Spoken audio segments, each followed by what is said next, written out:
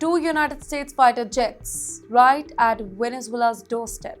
That's right, a scene that shocked the entire region. You're watching TimesXP. My name is A-18 and the Caribbean sky looked calm. It was blue, quiet, ordinary. And then two American A-18 fighter jets appeared, slicing straight across the Gulf of Venezuela. For 30 long minutes, the jets circled over the narrow water, so close that Venezuelan radar even went on high alert. And global flight tracking website exploded with viewers. Well, this was not a random training run. It was a message. Well, the Gulf of Venezuela, it is very tiny, just 150 miles wide.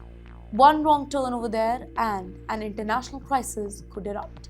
Here the US says that relax, routine exercise, nothing provocative here. But nobody believes routine flights suddenly start happening right when America is building its biggest military presence in the region in decades.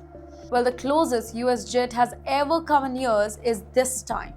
Yes, the US has flown bombers before also, be it B-52s, be it B-1s, but always really far out at the sea. But this time it was not like that. This time Washington brought its jets closer to Venezuela than any moment in recent memory, and the world noticed it. Flight Radar 24 reported the FA-18s become the most watched aircraft in the world that particular day. Millions were glued to the live map. The entire region was on the edge because there were deadly strikes that were under scrutiny. So here's the backdrop. Since September, the US has conducted 22 deadly strikes on suspected drug smuggling boats across the Caribbean and the Pacific.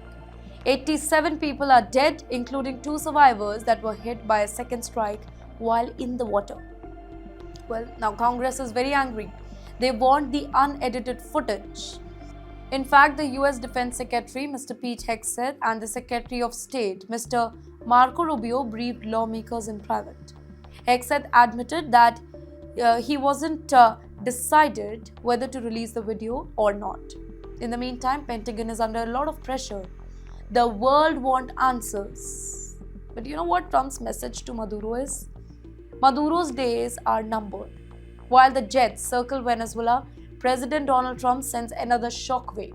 In a new interview, he refuses to rule out the US ground troops entering Venezuela. In fact, when asked directly if he might send the soldiers, Trump's reply was ice cold.